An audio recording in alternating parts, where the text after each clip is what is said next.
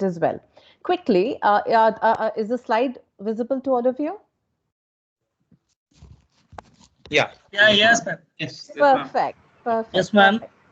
Before we get started with the session, I just want you all to fill out a questionnaire. Not even a questionnaire, basically just 2 or 3 questions, just to try to understand, your point of view a little better. So bear with me while I just pull up the question. Yeah, just bear with me, please.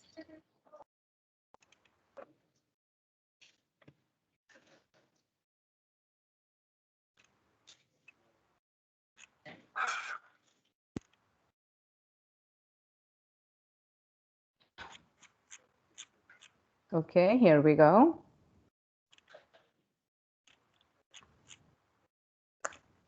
Okay, so it's in the link. If you can kindly fill this out, I'll get to see your responses.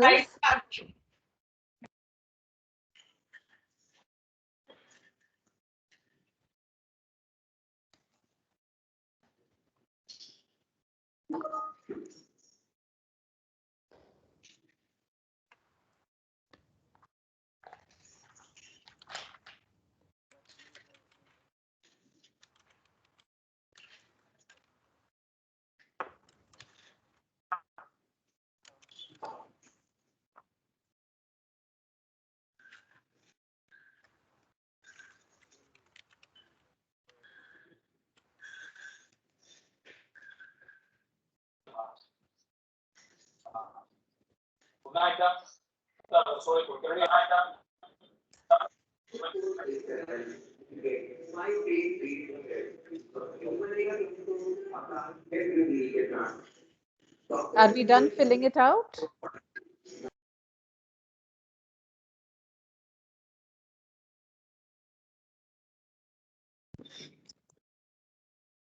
Yes. There's a link in the chat box, Vikash. No, temporarily joined the chat. Sorry, no longer has access. Is anybody having trouble? I can just type it out again. I can paste it again. There you go. Do you see it in the chat box? Please fill it out.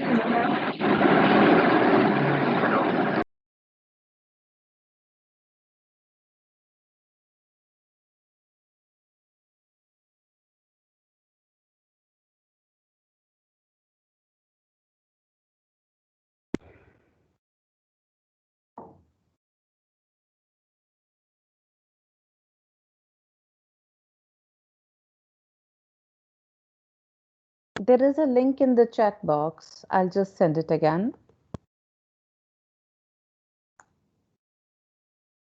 Did you get it, Kunal? Do you see it?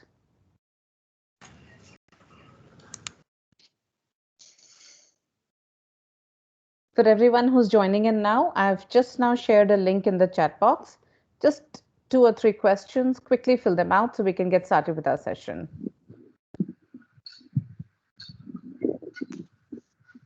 Those of you who are done can just say a yes or a thumbs up in the chat window so I know that you're done.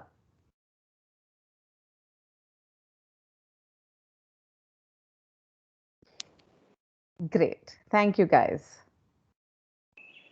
There is only one question, no? Yeah, that's it. That's why I said it's just a very tiny little one question. Okay. Thank you. Yeah. Great. Great.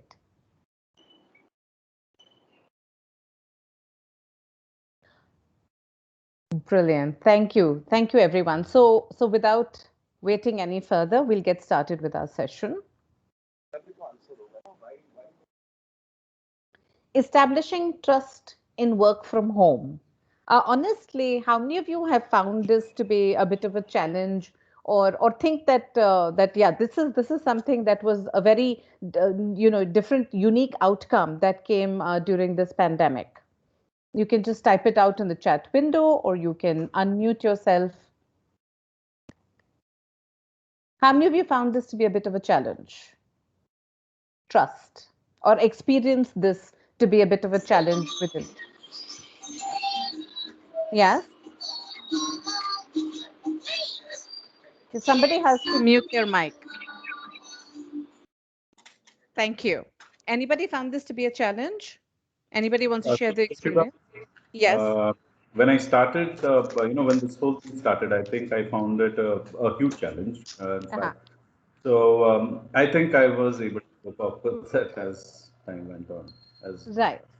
But of course, when it suddenly happened, and when people realized that I'm not able to keep my eyes on these people while they're here, how do I know they're really doing their job? And how do I monitor? How do I measure the deliverables? How do I know they're successful in delivering whatever's expected? There were a lot of doubts, a lot of questions. And a lot of managers came back with this kind of anxiety. At the same time, a lot of subordinates also came back with that anxiety, saying that we feel that we're not being trusted enough. We don't know if our managers really believe in what we're doing. So there was a sense of being overwhelmed on both sides. Wouldn't you agree?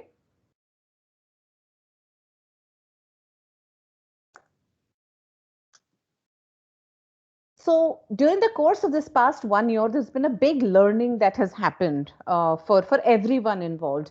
And we've realized that there is no other alternative but to develop trust. Why is trust so important? Why did we zero in on trust and not respect in work from home or anything else? Why trust? Why did we zero in on trust? Anybody wants to unmute and share their point of view?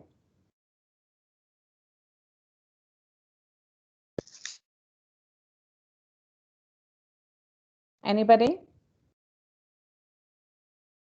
Trust is very important because company there is some time uh, during the lockdown what people are investing during the work from home. So that time should be utilized properly. But why did we zero in on the value of trust and not on the value of, say, respect or accountability or ownership? Why just trust? Why is that so important?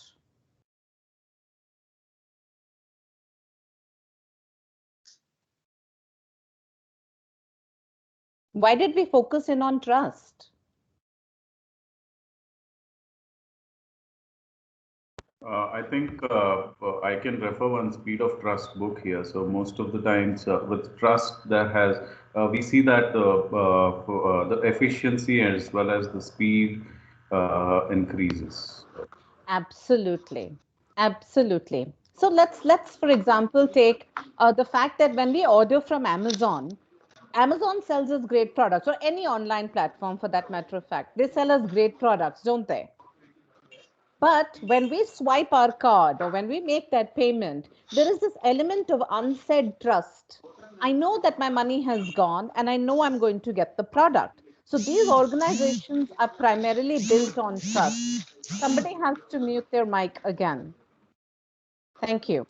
These Somebody has to mute their mic, please. Thank you. These organizations actually are built on trust. You trust them that they'll deliver. They also trust you that if the product is defective, you will honestly return it, and you trust them that they'll take it back. So the entire transaction doesn't really happen so much on the product quality, variety, efficiency, logistics, and deliverables. They primarily happen on trust. Because you trust them, you buy it because you sorry. Okay, somebody has to mute their mic. And this is like the last time I'm requesting everyone, please, because it's a short session. If I keep requesting everyone to mute their mics, then the whole session will be focused only on that. Yeah? Great. So this is all built on trust. So trust is a very, very important value on which you have to operate. Today with work from home, trust has become so important. I have to be able to trust somebody to finish the job and give it to me by the end of the day. Now I can't keep eyes on them, but I assume that they're adult enough, responsible enough to do it, because through trust comes responsibility, accountability, sense of ownership, maintenance of quality in deliverable. So trust is such an important value. So what we're going to focus on is emotional intelligence and relationships. How managers now have to become emotionally intelligent at a time when the face-to-face interaction is missing. How do you handle conflicts? Because conflicts happen because you're not face to face visible. A lot of communication is happening in written, which can be misinterpreted. And the problem with conflicts now in work from home is that sitting at home, I'm thinking something, somebody else sitting in their house is thinking something else, and we are not getting along. And my manager sitting in a very different location has to sort this out. It will only happen if we trust each other, and best practices for creating a trusting environment. So we've been fortunate enough to actually implement some trust-based models with some organizations which have worked really well. So we'd like to talk about that as well. Trust has actually become a crisis right now. Managers are feeling that they can't trust people. Vice versa, people don't feel trusted. And this core value is just eroding. When you were a little child and you took something from the kitchen, usually your parents would be like, "Can I trust you to tell me the truth?" And you used to tell the truth because you didn't want to break that trust. But unfortunately, in corporates, it didn't work out that way initially. And even now, a lot of places it's lacking. Not that the managers don't want to trust them, they just don't know how to do it because they just believe in face-to-face interaction. When the person is not visible, they don't know how to do this. What does this tell you about the manager who's not able to trust his subordinates? What does this tell you about the manager? Anybody wants to unmute their mic for a minute and share their experience? If a manager cannot trust his subordinates, what does this tell you about the manager?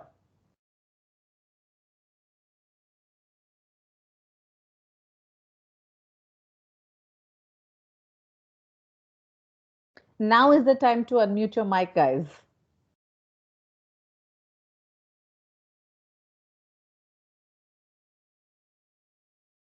Nobody?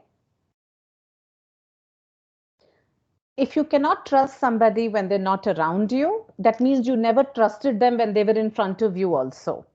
So this says that the manager never established real trust. It was just a very false sense of trust that they had established. Vice versa, the people working for that manager also never could trust the manager. So there was always a gap. It just became very real in the pandemic when they were not visible face to face. Don't you agree? Yes, ma'am. Yes, ma'am. Agreed. Yes, Yes, yes, So yes, what agreed. really totally agreed. happened when the pandemic hit? People first of all felt very overwhelmed because the house Wi-Fi had to be upgraded, a lot of technological needs. Everybody's in the house all the time, work and housework all coming together. Another reason why people feel that they can't trust is they feel nobody listens to them. When we were little children and our parents used to listen to us nicely and listen to our complaints, we felt so comforted. A lot of managers don't listen to people who work with them, and therefore people don't feel like trusting them. So that's why I said you never established it in the first place. That's why when work from home happened, you couldn't do it even when they were not there virtually. A lot of technological challenges happened. Work life balance challenge was there. Now imagine you're managing your house, your kids, your work, and you have a manager who doesn't trust you. How does that feel? It's not a very good feeling. It's a feeling that doesn't empower you, it actually takes away from you. Time management became a big problem because suddenly working from home became working 24 by 7, and there are only 24 hours in a day and 7 days in a week. Family also wants your time. And in that, when you have managers who are like, "Where were you at the 6 o'clock meeting? I didn't see you." And suddenly you feel in front of everyone. Also, people got pulled up in some of the calls that we've observed. People felt very, isolated, and they also felt in the spotlight, which was not the best way to manage trust. It was sudden. People need time to cope up with change. Pandemic uncertainties were there. Not only was this bad enough, but also the negative news surrounding the pandemic was a lot. And the external situation overall was not good. So none of these factors helped in establishing trust. And then we did what we always do as human beings. What we cannot manage, we control it even further. It's very common, very normal human nature. What did we do? We started monitoring excessively. Don't you agree that there was excessive monitoring that was happening? Anybody wants to share any experience of how excessive monitoring became the only solution? Agreed. I had a No, ma'am. situation I'm where not I agreed, had ma'am. sorry. Yes. Can I go ahead? Yeah. Yes. I had a situation where I had to give hourly reports on what is the progress done, and daily reports on what is done, and weekly reports. How did that feel? It felt as though there was no trust, and like it was very overwhelming, like you said, because And yes. like usual things that happen in the office, like taking a small chai break, was also felt like a very, like I felt like I was doing something wrong. I felt like a naughty child. I completely agree with you, and you're not the only one. There are a lot of people. When we took surveys, we realized a lot of people felt that. A lot of people felt guilty for taking those breaks. And also, very often, people felt singled out because they felt, how is it others are able to do? But that's the thing. Everybody was under excessive pressure. They also felt that they were being monitored like they were in school, hourly reports and daily reports. And there were times when people were not feeling very well or they were feeling depressed, and because the production would go down, suddenly they would get pulled up, and they felt that there was this lack of emotions. There was this lack of emotional connect. Like, my manager didn't understand me. And the other problem was that in our culture, we believe in authoritarian managers. We don't believe in humanitarian managers. So the manager used to project that I'm able to do so much. Why can't you? Did anybody have that experience where the manager took the higher pedestal?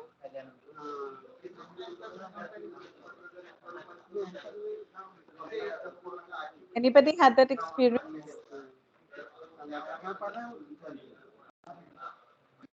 So, in a lot of organizations where we did monitor, we saw that people tend to take the higher moral ground that, oh, I'm able to do, why can't you? Which became a very unreasonable expectation. So, the expectations became unreasonable and the constant monitoring became too much for people. They started getting overwhelmed, which resulted in 49% people felt anxiety versus 7% of least monitored people. And this is the most latest survey by Harvard Business Review of 2021 February. Now, already the situation is demanding, and with 49% feeling anxiety, the first thing that happened due to lack of trust was mental health issues. And managers had no emotional connect because for them, monitoring meant results, reports, measurables, SLAs constantly. Also, one more thing you will notice, excessive calls, excessive Zoom calls. How many of you are facing, excessive meeting fatigue? Anybody wants to share their experience? Excessive tiredness out of so many meetings.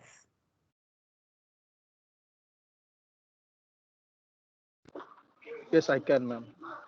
And how does it Hello. feel when you're attending meeting Actually, after meeting? Yeah. yeah, actually, I'm not facing, but my wife is certainly facing excessive calls and meetings.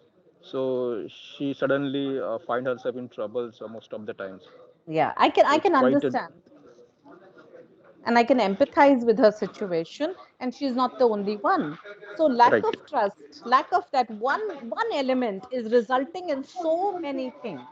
And this Yeah, domino sorry to effect, interrupt, yeah, but most of the time, the burden of work ultimately creating these situations with between the teammates.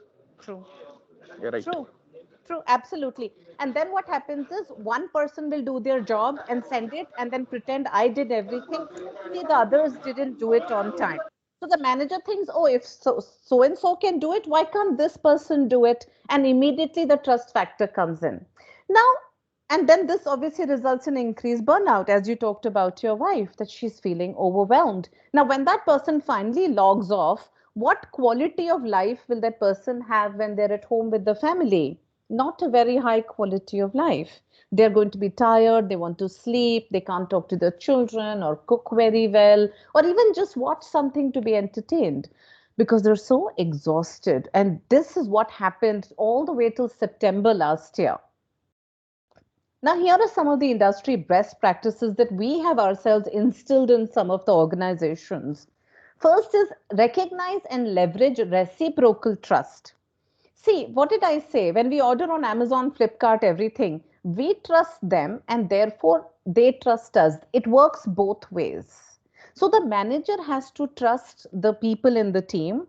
Vice versa, the people in the team will trust you. It works both ways. It is never a one-way street. So you have got to reciprocate it. Now, the problem with authoritarian leadership versus humanitarian leadership is that I am not going to give it to you, but you have to give it to me. That's a one-way street and it never works. So whenever we sit down with organizations and teams, we always tell them, what have you done to establish a two-way relationship? It has to be both ways. In fact, the manager has to trust a lot more than what the people in his team can give him. Chances are that they may, in fact, fail you a few times, and it's absolutely fine. You have to keep giving them that trust. Simple example in the Indian cricket team. Do you think Virat Kohli trusts his bowlers and his fielders when he goes out to play? He has to. Exactly. If he didn't trust them, then you know what would happen? He would be the one batting and bowling and fielding, and everybody else would be watching or maybe just helping him a little bit. And they would feel dejected. They would feel tired that, my God, we worked so hard to come all the way here and he's not letting us do anything. And what is Virat Kohli doing? He's letting everybody else in all the other teams know that I can't trust these people. Look, I have to do all their job, which is absolutely bad leadership style. Humanitarian leadership says, trust the fielder. What is the worst somebody is going to do? He's not going to do his job properly once, twice. But you know what? The third time, as human beings, we like to build trust. We like to be trusted. The third time, the guy will get the job right because nobody likes to be untrustworthy. Now, if you look at a player like, say, Hardik Pandya, he's a very, unpredictable player, but still Virat Kohli trusts him to go out there and do the job. And there are times when Hardik Pandya does a phenomenal job, and there are times when he goofs up big time. But still, he keeps trusting him. He doesn't deviate from his path. So we always go to managers, and the first thing we do is instill a path of transparent trust. It's your job to keep giving it. Even if somebody fails you, show maturity and you continue trusting them. Then we have a tool called the Build a Trust Staircase, where we say you build trust in an incremental manner, slowly, not immediately, one by one. Give him a task, see how he does. If he does a great job, incrementally increase the task, increase the delegation, increase the responsibilities, give them something new to do, trust them with some skill building, and do it one by one. And over here, our tool is a slightly technical tool wherein we also set measurables against it. And then we see, and then we show the people that look how you have built the trust and how you have done a great job of it. The minute you quantify it, they love it. They're like, oh, wow, this is great. We actually did this. And thing about trust is that once it starts, it never stops. Do you remember the kids in school who the teacher used to trust? They were such teachers' pets and they were liked by everyone. And they always built on it. They never did anything to deviate from it. It comes from there, incrementally building trust. So this is one of our successful tools that we utilize. Engage in status quo communication. That is so important. Focus on the now. What is happening right now? What can I do to help you? How can we help others in the team if you're done with your task? You have to focus. What you did yesterday is done. What you're going to do tomorrow is to come. We can't handle those two. Right now, because in the pandemic, work from home is a day-to-day situation. The communication of trust is a day-to-day situation. For example, when people work, especially we've seen when people work in terrorism squads, they trust each other because they're only working on that moment. Over there, trust is minute by minute. They just don't know what can happen next. So trust is working that way. Similarly, when you're working in a crisis mode, trust is literally on a day-to-day basis, but you have to start with establishing it and giving it. Last is one method of trust does not fit all. It just never works that way. Some people trust easily. Some people take time in trusting. Some people in teams are very open. Some take their time. They're very cautious. Each person is unique. As a manager, now the problem with face-to-face office working environment was people used to adapt and adopt based on the manager. Today, people adapt now with work from home. The manager has to adapt and adopt based on the people he's working with. So one of the tools that we do in our interventions is we take out timesheets and then we ask the manager to have a one-to-one conversation with each person in their team. and ask them as to what time of the day works for you. How is your routine? By when can you give these deliverables? So suppose you have a busy morning, no problem. You can start from this time as long as the deliverable is available at this time. Some people are morning people. They do great work till then, but then they need their evenings free. So design timesheets according to what works for people. Then people feel responsible for giving their deliverables at that time. Don't you think that's a nicer, more gentle way of working? Just give me a yes or no. You can unmute your mic and give me a yes or no. Yes, ma'am. Yes. So Yes. this is so this is what we do. We come in, Yes, we ma'am. look at great. So we come in and then we look at the timesheets. Now it's very brutal to expect people to log on at 9 and log off at 7 and just take those standard breaks and everything. Instead, if your manager calls you and says, "Hey, what kind of schedule works for you?" You know, some people are very good at logging on, say 7 in the morning and being done by 3. As long as I get my work by, say, 6 in the evening, I'm fine with you logging off at 3. I understand you have other commitments. I respect that. But trust, and from there comes respect, responsibility, accountability, ownership. These work like the 5 key fingers of a team. So then we start designing these timesheets according to that. We also focus on what are the key deliverables. There are some times where you can't be so flexible. So maybe one day a week, there's a mandatory time where everybody gets together. And that is sacrosanct. That is the time when you have to have your meeting, and we can design that. So with one of our clients in Southeast Asia, we did a very fun activity, and it may seem a little childish, but it actually worked, where we would do meals and deals together. That's what it was called. And the manager or the team would decide what meals they want to have together, and they would order the same meal together. Say it was sandwich night, so everybody would order sandwich. Now the trust is everybody is going to order a sandwich. Nobody can say, no, I didn't order a sandwich, I ordered something else. And they would eat together and talk about themselves and talk about the day. That really allowed them to understand each other and connect with each other. A sandwich, or maybe an idli dosa, seems like a very silly thing to do, but we are human beings and we are emotional creatures. Feelings are very, very important to us. So people started feeling connected.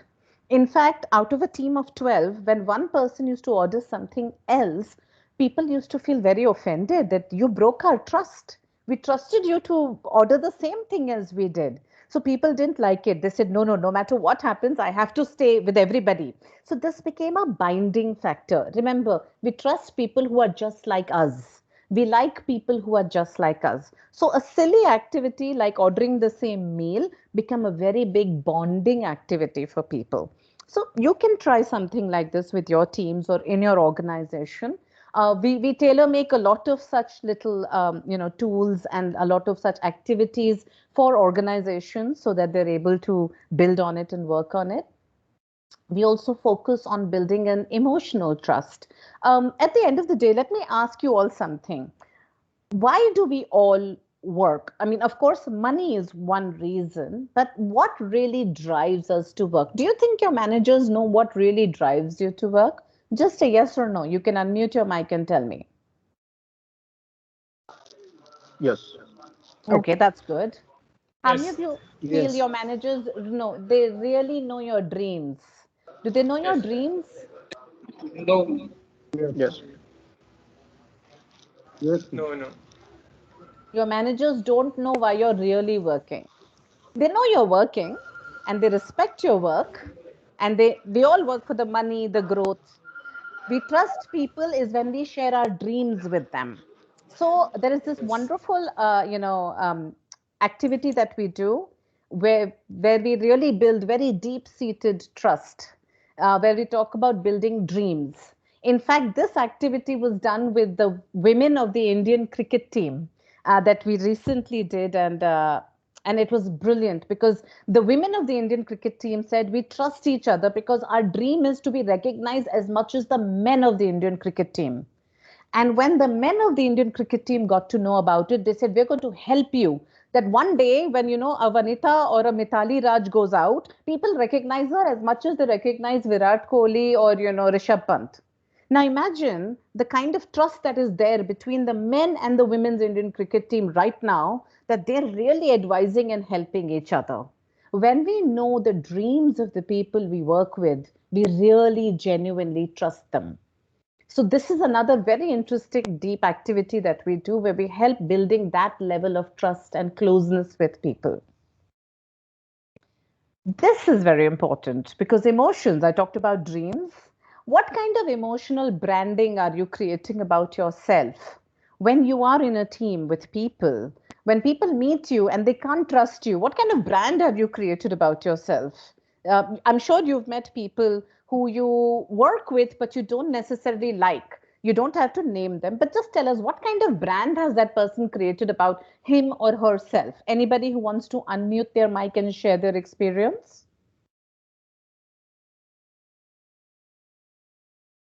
Anybody?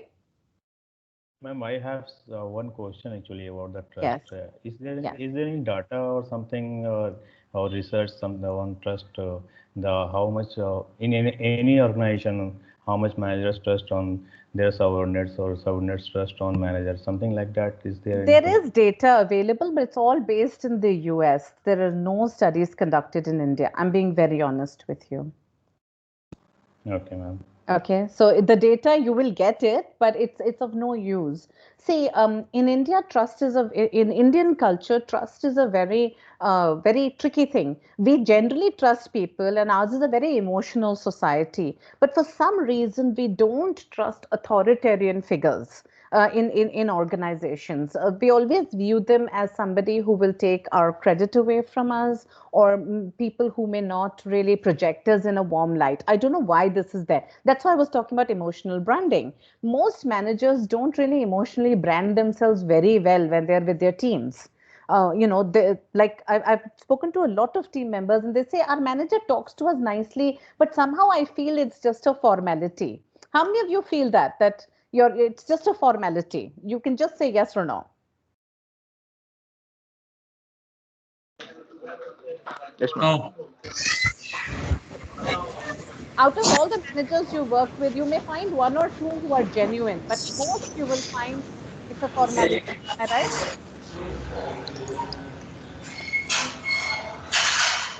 Yes Yes, or that. no? So, ma'am, you are telling that in India there is no such. No, no, that's what did I say? We generally trust and ours is emotional. But Okay. whenever it comes to authoritarian figures, somehow we're very careful. So somewhere something is missing, right? I'm not saying that all are not trustworthy. I'm just saying something is missing, and it works both ways. You also, that's why I said that the manager has to trust and the people also have to trust. It works both ways. So while the manager is trying to establish trust, people resist trusting him, or people trust him and for some reason he is not able to establish it. It works both ways. That was something I said right in the beginning of the session as well. So if you look at the image that we have, and this is a very important thing that Aristotle had said, he talks of ethos, pathos, and logos. We need three things to establish deep trust. First is credibility. Is the person credible? Does your manager always make you look good in front of people? Does he share credit with you? Is he a reliable person? Everything he says is always correct. He's a genuine person. Second is the emotion associated. Does the person appreciate you? If you make a mistake, does he correct you properly? And data. Third is data around it. Everything that he explains, is there a correct reason behind it? When these three things are there, is when we call a trustworthy manager or a trustworthy team player. Invariably, we have found one of these to be a little less. And the minute one is a little less, suddenly the whole trust equation and the trust formula gets lopsided. Is this easy to understand? Just give me a yes or no. Yes. Yes, Yes. yes. So Yes. I'm not saying Yes. managers are not trustworthy. Chances are sometimes one of these elements is a little less in them, and suddenly the trust element is lost. This is how emotional branding happens, and it works both ways. So, first and most important thing that any good manager to establish trust has to do is empathy. That's why I said if a manager sits down with you and works on your timesheet or time chart, people you feel empathetic. You feel really good about it. So we did a project with one of the leading banks in South Asia. where the manager sat down and with all the employees, but especially the ladies in the team felt very good about it and really trusted the manager. They said that he asked us what time is our children's school and what time do the children finish school. And he tried to organize our time sheet between the school timing of the kids. So they felt our manager showed so much empathy to us. And those women, actually, their productivity went up a lot more compared to everybody else in the team because they felt that their manager empathized. And because of that, he said, I didn't even have to, send them reminders. Things were getting done very, very fast. Turnaround times got improved considerably. So empathy is very important. Second is transparency. A manager should be able to tell people that, hey, if you need, an hour off for doing something at home, tell me in advance. Vice versa, people should feel that, yeah, I can tell my manager that from 3 to 4 o'clock, my child's school gets over. I want to spend that time having snacks with my child and talking to them. You should have that comfort level. This again, what did I say? Earlier, people were adapting and adopting based on the manager. Now the manager has to adapt and adopt based on the people in the team. So transparency again has to be established, which again happens with trust. Put others first. This is so important. When you're working face to face, you're always putting the client first. You're always putting your deadlines first. You're always putting your manager's requirements and priority sheets first. Now the equation has reversed. The manager has to put his team first. What works for my team? How can my team be highly productive and be happy? What can I do to make it better? So now he has to, the entire pyramid has been inverted. And this is very, very essential. Focus on happiness. Trust and happiness are like very, very closely interlinked. People who are trusted feel happier. When you were little and your mother trusted you to not go in the kitchen and eat sugar, and when she came home and she saw you didn't do it, you felt so good about yourself. You spent the whole day feeling wonderful. We always tell managers, just think about it from that point of view, that when you make people feel good, that you trusted them and they reciprocated, you're building a long term chain of trust. So you always have to focus on doing that. Trusted people are happy people. Sense of belonging. Trust creates a sense of belonging, whether it's the Indian cricket team, whether it's the Indian army, whether it is teams within organizations. When people feel I'm with people just like me, I can trust people. They feel very good. They don't want to leave. They don't leave those teams. They don't want to leave those managers. And in the US, we have found, especially organizations like Apple, Google, focus a lot on creating a sense of belonging. And people don't leave them easily because they feel so good. They're a part of a gang. Like in school, you never wanted to leave your best friend's group. Why? Because you had a sense of belonging. That's what managers have to create, and trust plays a very big part in that. Collective sense of achievement. When you belong, you achieve very well. So there's a collective sense that, hey, we all achieved this. We're amazing. We're total rock stars. And that is what you end up creating. Then good work becomes a byproduct just by doing something as simple as trust. Conflicts also happen, and conflicts are tricky when they happen, especially when you're working from home. Anybody faced a conflict while you were working from home or saw others with conflict when you were working from home? Yeah, Yes, ma'am. it happened.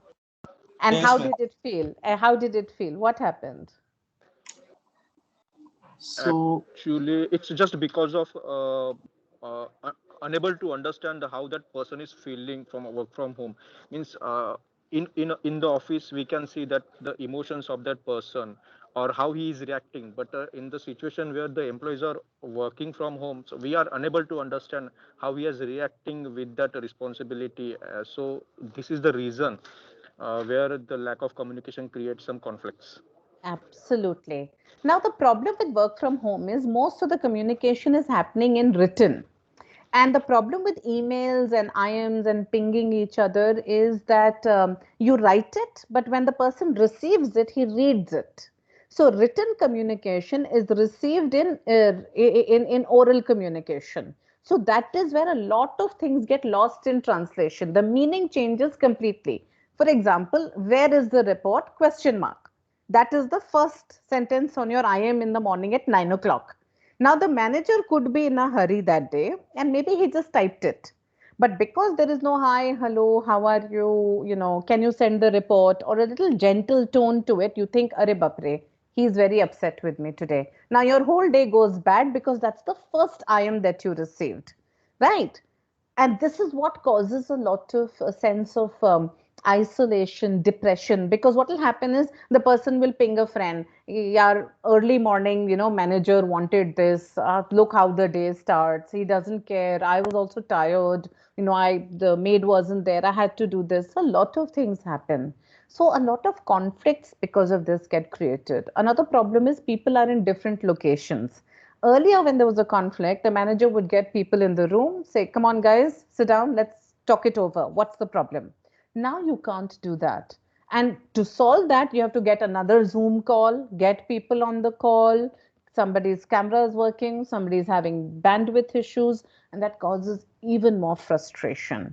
So, lack of communication, also another thing, because people are working alone, lack of communication, they're not able to talk to somebody. Earlier, a lot of problems used to get solved because I had a bad meeting, I go to my friend, say, chal, let's go for a coffee, and a lot of things used to get resolved because you talk it out. Now who do you talk to? You talk to your spouse is also having problems at work, you can't talk to your kids about it, so you internalize it. I'll share a interesting experience that I happened. have one Yes. point, madam. Yes. In general, in office, people speak good, they express well, but sometimes they are poor in written English. Right. So when the isolation people are working, the what is there in their mind, they will not be able to express properly. So that may lead to a wrong communication, etc. Excellent point. Excellent. That is the example I was going to just now share with you. In one of the observations with one of the organizations we were with, the manager is excellent in, he's based out of Hyderabad. So he's excellent in his oral communication, but his written is not the strongest because English is not being the first language. So because the email are not nicely worded, those softer aspects of hi, how are you, have a great day, those kind of things are not there. People started feeling that when he's in the office, he's very nice, but in work from home, he's very tough. Now he started seeing that productivity is going down. People are responding to him, but they're not so friendly on the calls. Suddenly something was missing. So once we started talking to the team, we got to know, and then we obviously had to intervene and break it up. But you're 100% right. This is what happens most of the time, that communication is misinterpreted. And I've had another situation on a Zoom call. It was a tough day, and the manager gave a slightly harsh feedback to one of the subordinates. Now, what happens with Zoom call is once you hang up, then you're alone in your house. It's just you. When you're in the office and a meeting happens and you get slightly harsh feedback, you go with your friend, you take a cigarette break or you have your coffee break and you kind of get it out of your system. Now, over here, who do you talk to? The person is like, my wife was working in the next room. My daughter was on her online class. Ma'am, I have nobody to talk to. Then we understood where the problem is. So therefore, he had nobody to communicate with also. Then we got the manager and him to talk, and we were able to resolve it. But this is where a lot of those softer aspects come in. Impersonal communication, as in the case with this guy whose language skills were not the best in written. Also uncertainty. Very often people are not clear about what they're up to, what they're doing, what uh, in terms of their roles. Okay, I'm doing this, but where does this go? When you're face to face in the office, you get the big picture, but at times you don't get the big picture when you're working from home. So there's a lot of uncertainty. Insecurity also results in a lot of problems, and people start taking things personally. Remember, this is not the most mentally stable times for all of us as people. And then people start feeling that it's all happening personally. I'll give you an example. A lady logged on and she had a fight with her husband around breakfast time in the morning. And when she logged on, she was emotionally very upset. And there was a meeting in which her SLAs were not the best. So the manager also didn't give her very good feedback. By the end of the day, she wrote me an email saying that I feel like should quit. I'm feeling very sad, this, that. Because the morning didn't start well with the husband and the manager also didn't, she took everything personally. Then we had to break it down for her. But we always tell managers, remember, people have had something in their home before they log on. So even if you have to give feedback, be gentle about it, be tactical about it. So some of the solution, biggest thing is listening. You have to listen to people in your team. Successful managers who establish good trust are brilliant listeners. Agree and respectfully disagree. Respect is a manifestation of trust. That's very important. Establish clear ground rules. Actually, this is something that should have been a golden rule, that this is what is expected. Please don't violate this, this, this. That way, people will make sure things happen. Make a call is just a step away. The problem is a lot of people are not making calls. One email, then you respond to it on another email, then another IM, then another ping. Make a call. The minute you realize that it's getting out of hand, call the person. Understand them. You'll realize that a lot of things you were creating in your head were just in your head. It was never the reality. Confidentiality, trust and confidentiality, they're like sisters. They have to be there. So we created what we call, a happy hour situation for one of our clients, where we said for about 20 minutes you can call your manager and share whatever you feel like, and your manager will also share with you. You have to trust each other. And people used to confide about everything. I'm having fights with my spouse, or I'm having problems, and I'm having network issues or whatever. And the manager realized, wow, people are having issues similar to me. He's not untouched, right? He's also facing the same thing. And that worked very, very well. And people were able to connect better. So that kind of communication is definitely helping people. Like I had said, it's a two-way street. So before we proceed any further, I want to know where have you felt that it was a two-way street? Anybody who felt that their manager really went out of their way in the pandemic and created it, and how did they do it? Yeah, I felt it. My Very manager good. is always supportive. Whenever I have any conflict and all, I used to call him straightforward, and I used to say each and everything. If I have a problem within my family or anything, I'll straightforward say him, and he supports me in each and every way. See, I like the word you used, support. Support is the outcome of trust. So he trusted you, you immediately trusted him, he supported you. Now, honestly, tell me, when he comes to you with some problem, will you support him or not? I extend my hours to support him. That's the thing. That's why I said people like to be trusted. You have to give it to him. Now, chances are the way he trusts you, he must have trusted many other people. And some of them may have disappointed him. But did he stop trusting? Not exactly. I don't feel. Exactly. So he continued. And along the way, he built a beautiful team of people who he could trust and support. So it's a two-way street. Generally, Yes. if you get 100% support, we give return 200% support. It is Absolutely. a normal human feeling. And let me tell you one thing, trust cannot be bought with money, huh? If somebody has broken your trust in the past and then he says, hey, take so much money, start trusting me again, you will not trust him 100%. So trust is invaluable. So therefore, as It's a give and take managers, fundamental. absolute. That's why I said it's a two-way street. It's a give and take. Now it's the most important thing ever, because now a lot of organizations have realized that working from home is going to be normal. It is sustainable. And even from an admin point of view, they're feeling that's very cost effective. So the hybrid model is going to come in. In fact, TCS has come up with a 25-25 model, which means by 2025, only 24 to 25% of their employees will actually work from actual work locations. Most will work from home, which means 75% people working from home. How much trust the manager has to develop? Organizations who have done the trust model that I'm talking about, Salesforce, Siemens, Spotify, and Twitter, and they are meeting phenomenal growth, and they have been met with brilliant amounts of success. So the kind of trust that they're creating is just out of this world. So trust building by leaders plays a key role in the coming times, in the coming years. So again, the question you had filled out at the beginning of the session, I'm making the liberty of asking you this question again, that do I do enough to build trust, and do our managers work towards building trust? With that, I'll come to an end of our session and I'm open to taking questions. Let me just open up the chat window.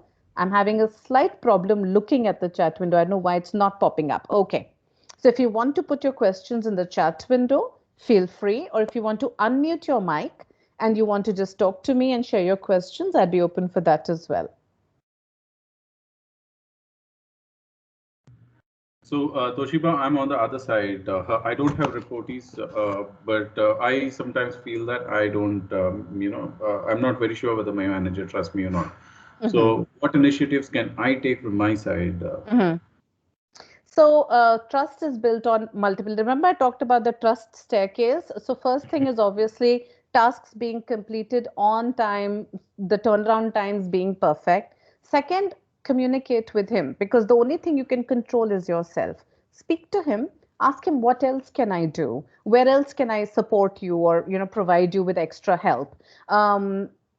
I'll be with you, Tulsi, in a minute. So that's another thing where you can open up. Third is speak to him, that what else is he looking for from a skill building point of view, or what kind of support is he looking from other teams? I'm assuming you're working as an independent contributor. Yes. So Yes. yeah, so that's fine. Ask him, what can I do to maybe build up other skills? At some point, you may want to get assimilated in the team, so you have to build that communication. I think that would be very, very, good for you, Mr. Lobo. I think you'll do a great job there. Sure.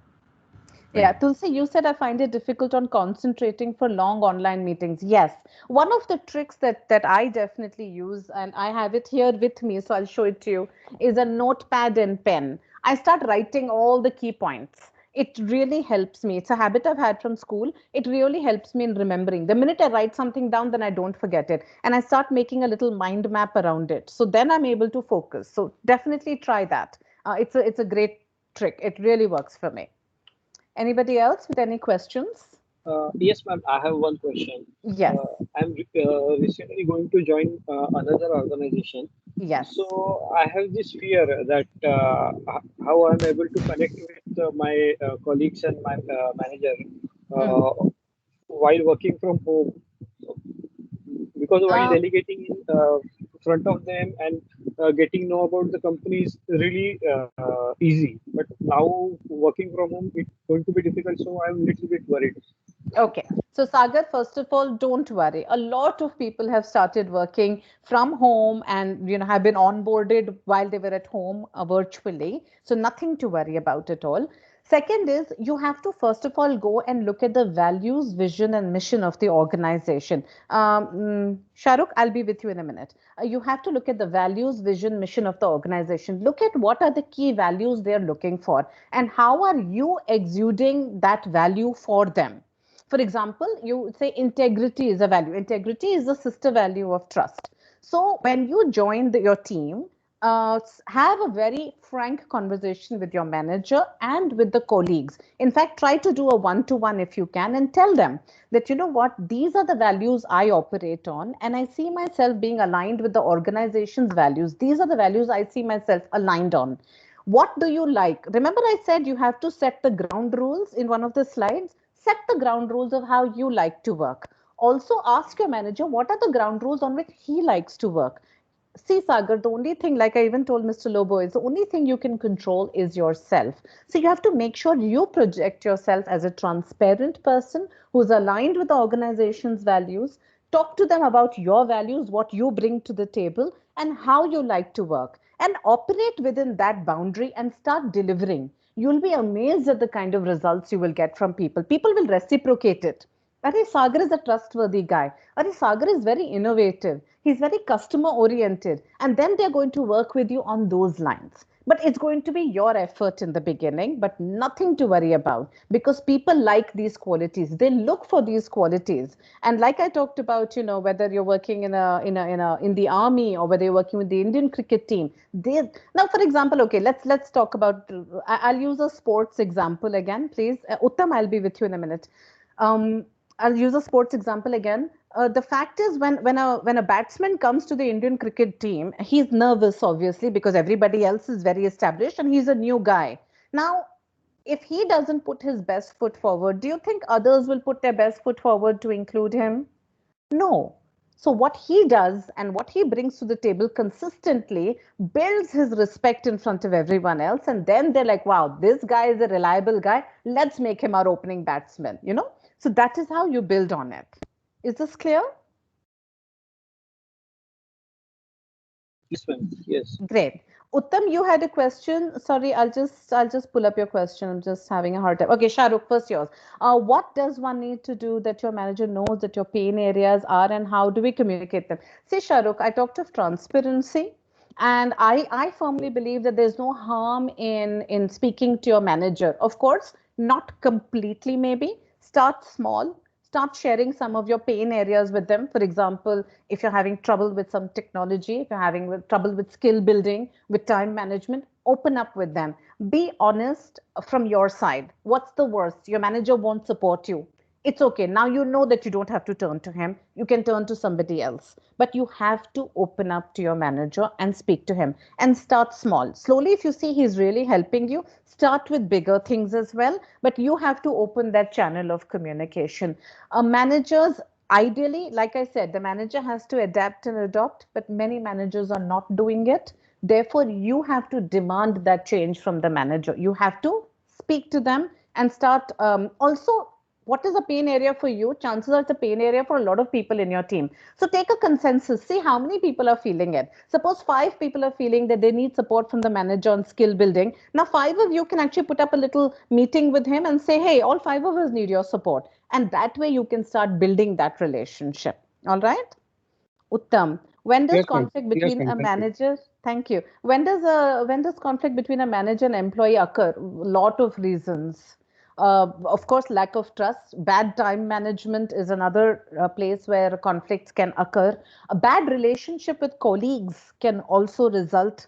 Consistent bad deliverables, also conflicts can occur. So conflicts occur over a lot of things.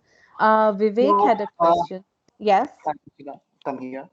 So, Yeah. wanted to know. See, giving you my example. Okay, I have Mm-hmm. been working for 3 years in an organization wherein each and everybody knew me. Okay, but this is in this pandemic time, I left that organization. Okay, it was my willing. It was never their willing, and I left the organization. I joined some other organization wherein no Okay. people means I didn't get a chance to meet anyone over there Mm-hmm. in that Mm-hmm. organization. But somehow, means I tried building my relationship, making over calls and over emails and all. Okay, extending the hours to talk to them. So somehow I gained that faith with them, and I worked. My manager absolutely he supports me a lot. Okay, Mm, that boss you can do, but mm, at the same time, I feel that I am a new joinee to the organization wherein I find many people working for years. You mm, can say case. Okay, mm, so some situations comes in wherein I feel ki yaar, means if I am doing something good for the organization, wherein means for the you can say to grow the organization picture in business terms, some conflicts happens between two colleagues. Okay, so how to handle that means because let's assume in that way that the POC for the person who is working for years is the same. Like Toshiba is the POC for people who is working for years, and I have also approached Toshiba for this. But somehow I have a good relationship with Toshiba, and she is turning up with me. yeah. Okay, she's fine tuning and giving me more business opportunities. So Mm. how to find? But this is making a conflict between me and my colleague. That okay, Mhm. boss, tapping your business. Okay, so how to address those situations? So first and foremost, whatever work you are getting, make sure you're delivering it spot on. Remember, there is no compromise when it comes to quality of work and the deliverable. The minute Toshiba says, "Oh, Uttam is delivering work which is as good as this guy or even better," then let me give, because at the end of the day, I need happy customers, I need happy clients, I need a happy boss also. Second, if you feel that there is slight favoritism going on or more relationship building because this is a long term old relationship, with you it's new, then if you think that is getting to a point where you're being overlooked, then maybe you need to loop in your manager or HR, whoever you feel you can trust, and say that I'm new, I'm putting my best foot forward, I've consistently delivered for 6 months and done a great job. still I'm feeling that it's not happening, then I definitely need you to intervene so that you can involve other people and they're also aware of what's going on. Because I do understand when people have a very long-term relationship, they become very close, and then they just, from a reliability point of view, or even from an old relationship and comfort point of view, they tend to work that way. But you have to assert yourself over there. Assert yourself from the organization's point of view that, I can deliver as well as anybody else and attain the organization's strategic goals. Do this also from your own deliverable and quality standpoint that yes, Uttam is a trusted guy, he can do a great job, and do this keeping the team's overall goals and benefits in mind.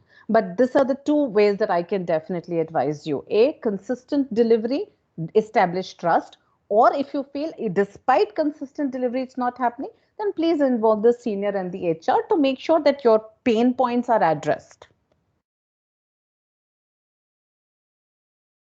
I had a question where, did I answer your question, Uttam? Yeah, up to some extent. Okay, maybe we can connect on LinkedIn, Sure. and then I can give you more details because there's so many people here, so maybe we can talk more about it there. I had a question where somebody said that colleagues and friends don't view your work as work and they say it's time pass.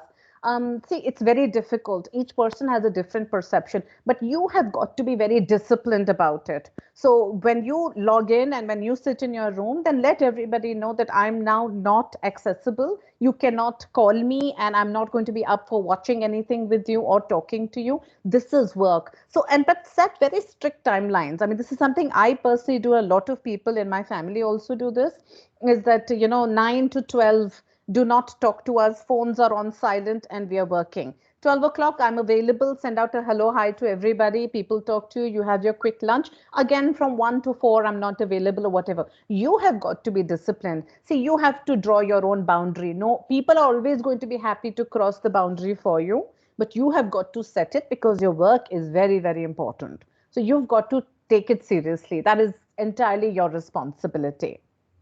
There was another question somewhere here. I'm sorry, I missed that. My email, I'm the only Toshiba Tewari on the planet, so I'm very easy to find. Somebody was anyway making fun of my name in the session, right? So I'm a very easy person to find. Any other questions, feel free to send them to me on LinkedIn. I'll be happy to respond to those questions on LinkedIn. We at Vinsys definitely focus on creating new cutting edge, work environments where people are able to be their best and provide them with real time solutions. So with that, I'd like to say thank you for being a part of the session. I really enjoyed interacting with all of you, and I look forward to interacting with all of you sometime very soon in the near future. I do have one little feedback link that you will have to fill out. Please bear with me. I'll just put it in the chat window. Fill out the feedback, and after that, you are free to exit the session. I've just shared the link, and I've sent it again. You can please fill it out. Sure, Toshiba. Thanks. My pleasure. My pleasure. Our pleasure. We got an opportunity to interact with you. Thank you so much. Thank you. Thank you. Thank you. Thank you, ma'am. Thank you. Thank you, ma'am. Thank you. Thank you, ma'am. Thank you. Have a great day, guys.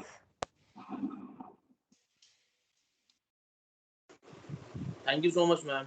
Thank you. My pleasure. Thank you, ma'am. Thank you. Take care. Thank you. Thank you so much, ma'am. Thank you. My pleasure.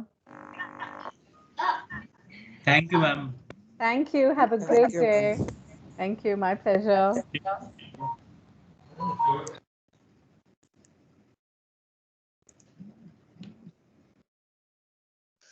Thank you so much, Toshiba, and thank you everyone for joining this session. I hope this session was fruitful to you, and we would be waiting for your replies and feedbacks about this session. And you will see Toshiba one more time in this week. So just stay tuned with us, and we'll be going for our next webinar. Thank you.